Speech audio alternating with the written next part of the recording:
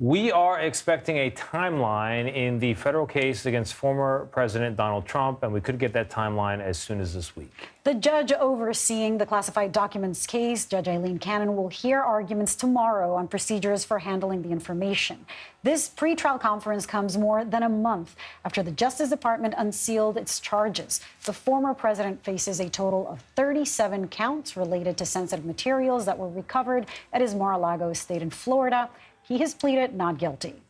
Joining us now is CBS News congressional correspondent Scott MacFarlane. Scott, thank you for being with us. We got a pretrial conference.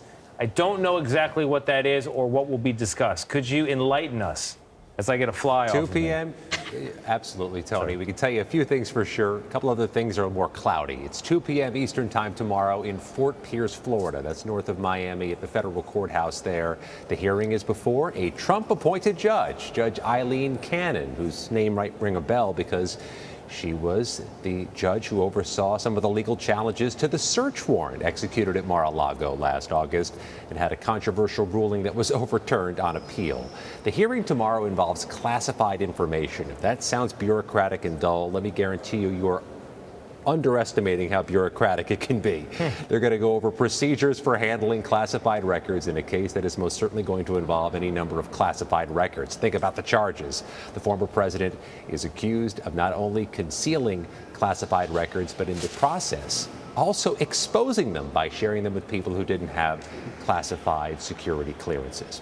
That's the baseline. But tomorrow we do hope to hear some more about this timetable, the trajectory towards a historic trial, the first ever criminal prosecution in federal court of a former president.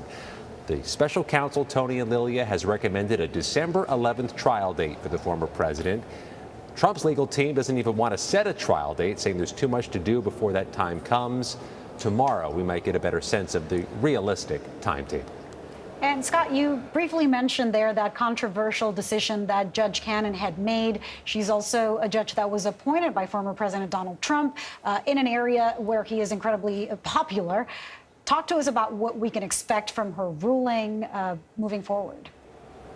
She is in so many ways a mystery because she's only been on the federal bench for less than 3 years. She has very little work to show in the space of classified records or even criminal cases. She is new to this system.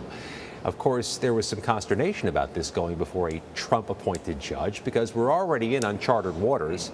A former president facing a criminal trial. Now you put it in front of one of his appointed judges, it raises some concern. Let me explain how it got to her. There's a lottery of sorts, a wheel they spin to randomly assign cases to a judge, but this case isn't in Miami. It's at the Fort Pierce, Florida federal courthouse because that's nearer to Mar-a-Lago itself. And there are only a few judges in the wheel, in the drawing in Fort Pierce, and for the second time, her name was the one pulled. So, Scott, if we could go back to the timeline for a second. I know the trial date has not been set in stone as of yet. There's one request in for December, but then I also hear it could get pushed back until after the 2024 presidential election. That's a big if, and also for a lot of people, you're thinking, if he wins the election and then has the trial, I don't think that's going to go very well in terms of independent justice. So walk me through what's possible here. Each side wants something different. The prosecution, the special counsel, wants December 11th, saying that'll give everybody enough time to get their security clearances and get through the voluminous information.